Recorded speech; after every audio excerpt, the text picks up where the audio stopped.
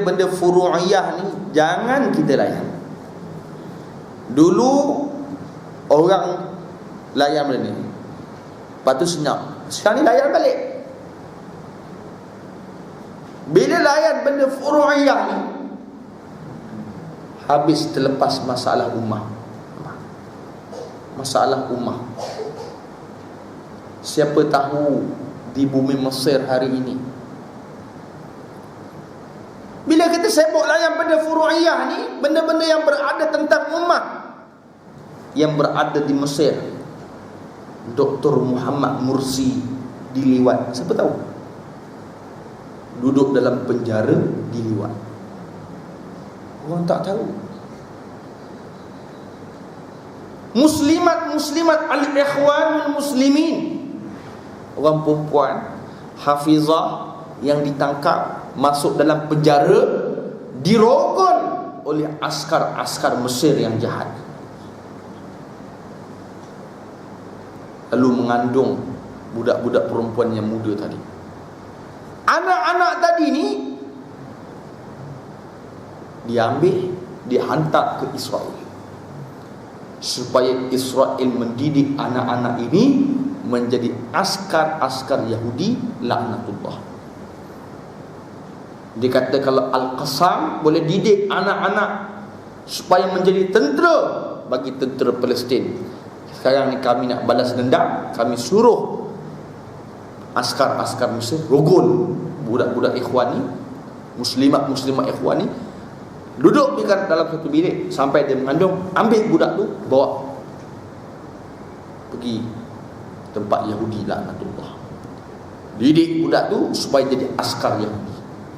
Ini sibuk kita bab kunut lah, tak kunut lah, zikir lepas sembahyang, tak zikir lepas sembahyang, baca yasin, tak baca yasin. Kita sudah suka membahaskan benda yang remeh. Orang nak baca yasin, bacalah. Nak zikir, lah. Yang kita kena bahaskan ummah yang melarat hari ini. Zina yang banyak berlaku, murtad yang banyak berlaku. Konon nak ikut sunnah, tak ikut kucing. Kalau betul nak ikut sunnah, tu hudud tak nak jalan, kenapa tak cakap? Kisos tak jalan, kenapa tak cakap? Takzir tak jalan, kenapa tak cakap? Tidakkah hukum hudud itu menyelamatkan akidah agamanya, hartanya, keturunannya, akalnya, dirinya? Itu bau betul ikut sunnah. Ini sebenarnya golongan-golongan yang suka menimbulkan sesuatu masalah, sehingga masyarakat di situ terlepas pandang masalah-masalah ummah yang berlaku. Betul tak? Orang tak pandang masalah isu besar yang berlaku. Sebenarnya benda ni semua mengaruh. Jadi sebab itu jangan, saya nak pesan di kalangan kita, satu, yang mengaji hadis, jangan kita konon-konon nak keluarkan hukum daripada hadis. Dua, jangan membesar-besarkan isu furu'iyah.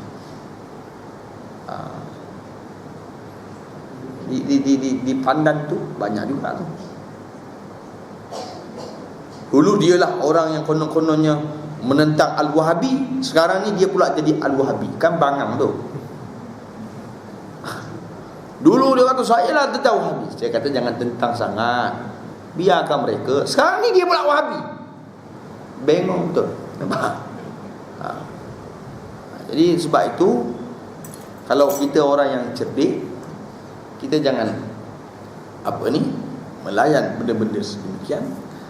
Dan tetapi dalam masa yang sama, jangan layan, kita mesti mengetahui hujah-hujah yang perlu ada dalam diri kita untuk menangkis, untuk orang kata mendatangkan dalil melawan golongan-golongan sedemikian, supaya mereka ini adakah orang yang benar-benar mengikut sunnah Nabi Muhammad sallallahu alaihi wasallam. Sidang jemaah yang dimuliakan oleh Allah Ta'ala. Jadi dalam hadis ni saya dah bahaskan. Ingat tak? Lailatul Qadr ini terbahagi dalam beberapa terperinci. Kalau ikut Nabi SAW, Nabi ni 10 malam yang terakhir Nabi memang tak tidur. Kalau ikut Nabi, man yakum lailatal qadri, Nabi ni orang yang menghidupkan malam. Nabi ni orang yang betul-betul tak tidur sepanjang malam. Saya dah sebut hari tu dah. Saya sebut hari tu.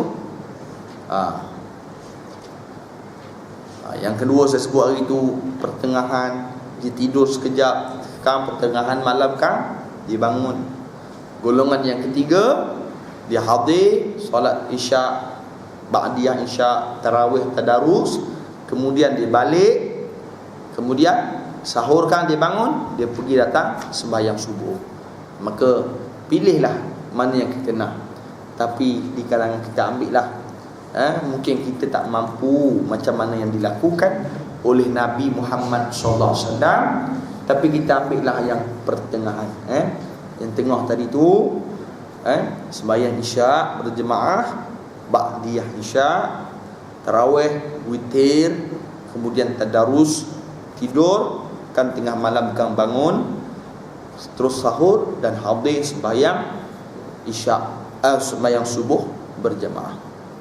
Dia 4 waktu yang para ulama melarang kita tidur di dalam waktu-waktu yang berkat. Yang pertama, para ulama melarang kita tidur antara maghrib dan isyak. Tak boleh. Ni waktu-waktu yang barakah. Letih mana pun jangan tidur selepas maghrib dan antara isyak dan maghrib. Maghrib, isyak, jangan tidur tengah-tengah. Yang kedua, ulama melarang kita tidur di dalam waktu subuh. Nampak? Orang bangkit subuh kita tidur lagi. Jangan. Yang ketiga, ulama melarang kita tidur selepas waktu subuh. Kalau nak tidur pun tidur lepas waktu duha. Siapa nak tidur lepas waktu duha? Cuma Rasulullah SAW dia hidupkan 10 malam terakhir, dia tidur lepas waktu duha. Yang keempat, jangan tidur selepas waktu asar. Ini 4 waktu yang barakah yang disebut oleh para ulama. Habis dalam hadis ini kita tengok biografi ringkas Abu Hurairah radhiyallahu anhu.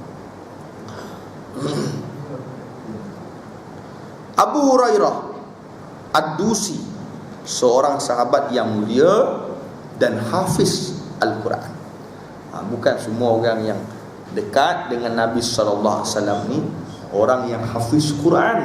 Tu kena tahu. 30 muka surat 30 kan? Saya 35. 35. Tengah kitab muka surat 35, tengah muka surat 30. Cetakan pertama dan cetakan kedua.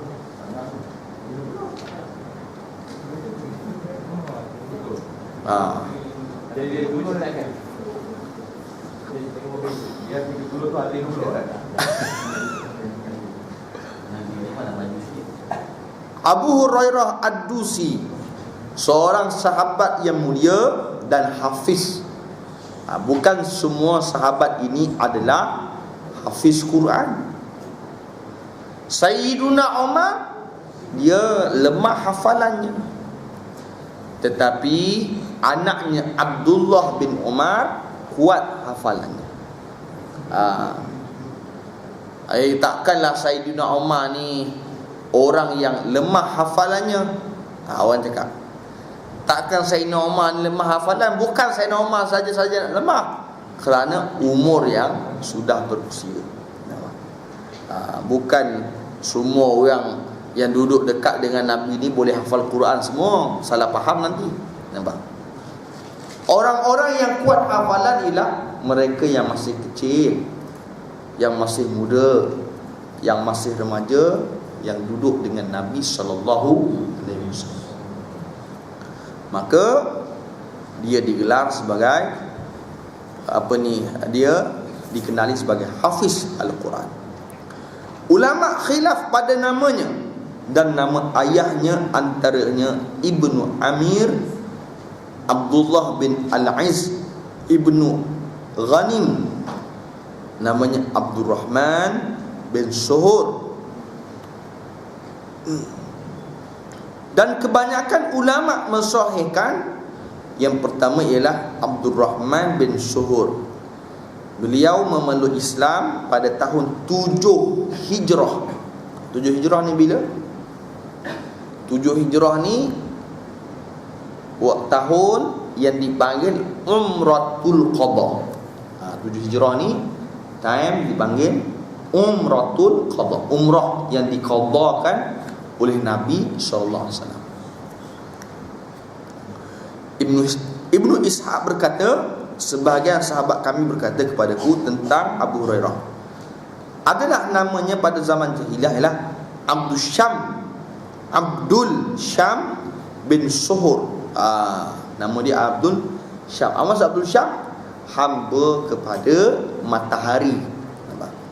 Wasyamsu waduhaha. Macam Abu Bakar lah. Abu Bakar ni waktu dia belum Islam, nama dia ialah Abdul Ka'bah, hamba kepada Ka'bah. Kenapa nama dia hamba kepada Ka'bah? Mak dia kata nanti besok budak ni biar jaga berhala di Ka'bah. Dia panggil Abdul Ka'bah. Adapun Abu Hurairah nama di zaman jahiliyah nama dia Abdul Syam, kerana hamba pada matahari. Kenapa? Orang-orang dulu semua menyembah matahari, pokok, berhala. Maka Abdul Syam, hamba pada matahari. Kemudian Rasul sallallahu alaihi wasallam menamakannya dengan Abdurrahman bin Suhur.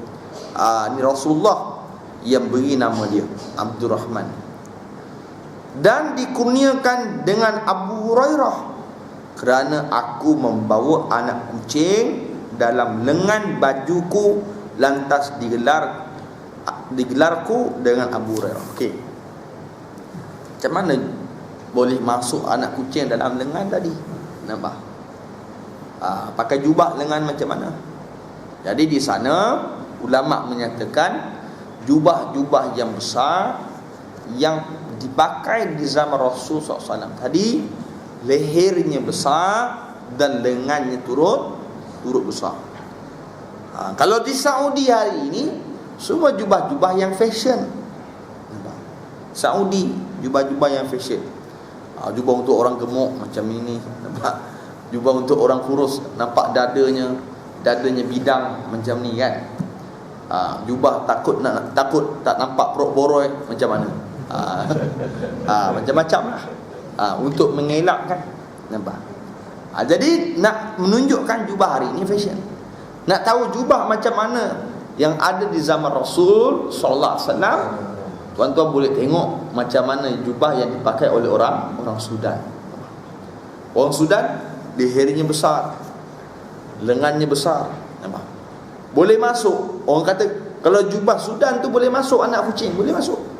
Tapi kambing tak boleh masuk lah. Anak kucing tu boleh masuk. Ini nak sebut jubah yang kalau kita nak tengok yang macam mana yang dipakai oleh Rasul SAW dan para sahabat. Beliau meriwayatkan seluruh hadis Nabi sallallahu alaihi wasallam, meriwayatkan sebanyak 5,374 hadis. Seluruh dia riwayatkan.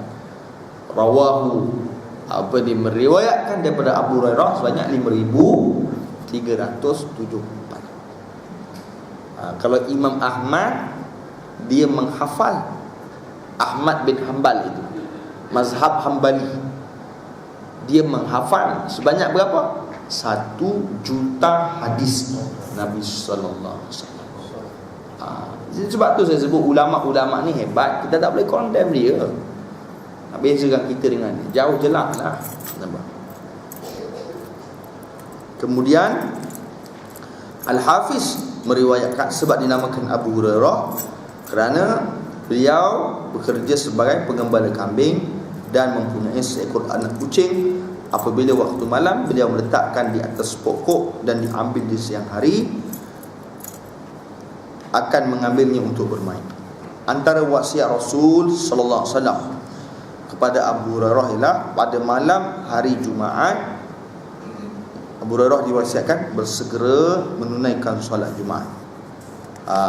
Ialah mandi pada hari Jumaat, bersegera menunaikan solat Jumaat. Jangan melara, jangan melakukan lara. Berpuasa 3 hari dalam sebulan, melakukan 2 rakaat sunat fajar, pun bersembahyang sepanjang malam. Okey. Rasulullah SAW wasiatkan kepada Abu Hurairah, yang pertama, mandi pada hari Jumaat. Hari Jumaat, kita yang nak pergi Jumaat ni jangan lupa mandi Jumaat.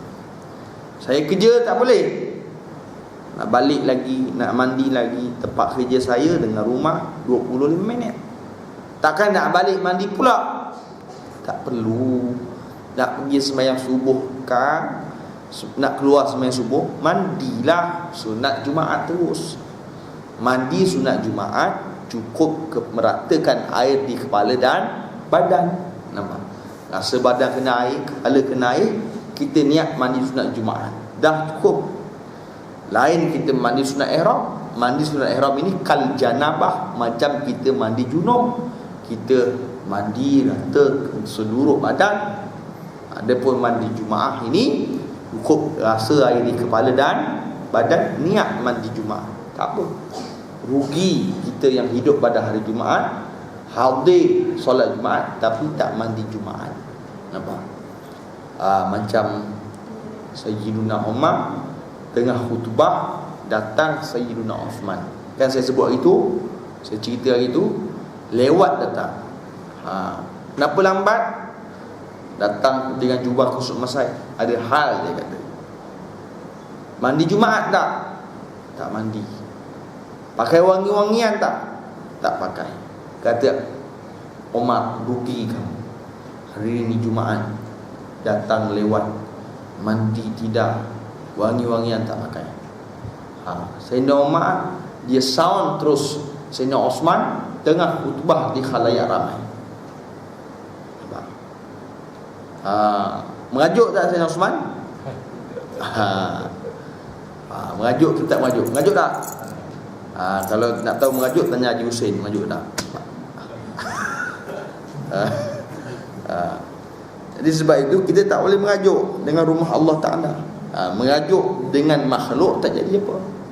Mengajuk dengan makhluk sehingga menyebabkan meninggalkan rumah Allah Ta'ala, itu bukan diajar oleh Rasul sallallahu alaihi wasallam. Bersegera menunaikan solat Jumaat, datang Jumaat yang segera. Jangan melakukan perkara lara. Berpuasa 3 hari dalam sebulan.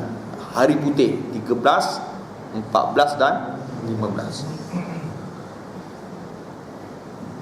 Solat 2 rakaat sunat fajar. Sunat fajar ni sembahyang sunat subuh lah. Sembahyang soli sunnatan fajri. Rakaat ini ada Allah Ta'ala. Nabi kata, arqa' rakaat ini solat sunatul fajri khairun minad dunya wa ma fiha. Sembahyang sunat fajar ini lebih baik daripada dunia dan isi-isi. Siapa yang boleh menilai dunia dan isi-isi ini? Kita tak boleh nilai. Yang boleh nilai adalah Allah Subhanahu wa Ta'ala. Kalau kita ada tanah kat tempat ni, ada 10 keping, mungkin kita boleh nilai lagi 10 keping. Katakan Najib Sulaiman kata satu sekeping tanah sini 200,000. Nak beli 10 keping, berapa 10 keping? 2 juta. Tapi nak beli seluruh tanah dalam dunia ini berkeping-keping, berapa Najib Sulaiman? Tak terkira. Nampak? Tak terkira kita. Nampak? Itu yang boleh mengira jumlah harta yang ada dalam dunia ini hanya Allah Subhanahu wa Ta'ala. Kalau terlepas, maka boleh qada, boleh subuh, dengan syarat benda itu sudah kita lazimkan. Nampak tak? Lepas qada lah. Tapi kalau kita qada, di surau datang fitnah, bahaya, baik balik kita qada dekat rumah. Betul tak? Kan orang kata kita gila, apa ni sembahyang sunat tersebut. Tapi tuan-tuan semua yang dah dengar ni, tak apalah. Nampak? Ataupun takut orang jadi masalah ni, kita qada kat rumah. Nanti kalau kita qada kat rumah, bini pula kata, bang tadi pergi mana? Itu mana? Jadi tu kena terangkan lah. Nampak? Jadi macam-macam hal. Nampak? Asalnya nak qada, datang pula fitnah kahwin dua. Nampak?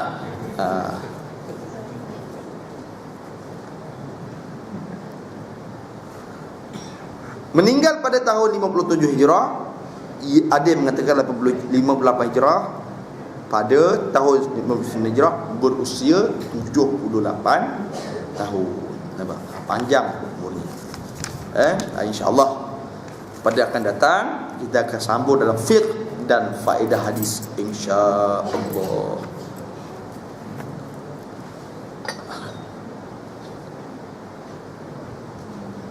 Pak sembahyang jamak ni kan. Contohnya kan, sembahyang zuhur, kita sembahyang zuhur tamam 4 rakaat. Sebab kita boleh sembahyang jamak tadi sampai zuhur. Lepas tu sembahyang asar tu kita buat dua. Kita keluar daripada, boleh tak? 4. Katakan kita sembahyang zuhur di sini.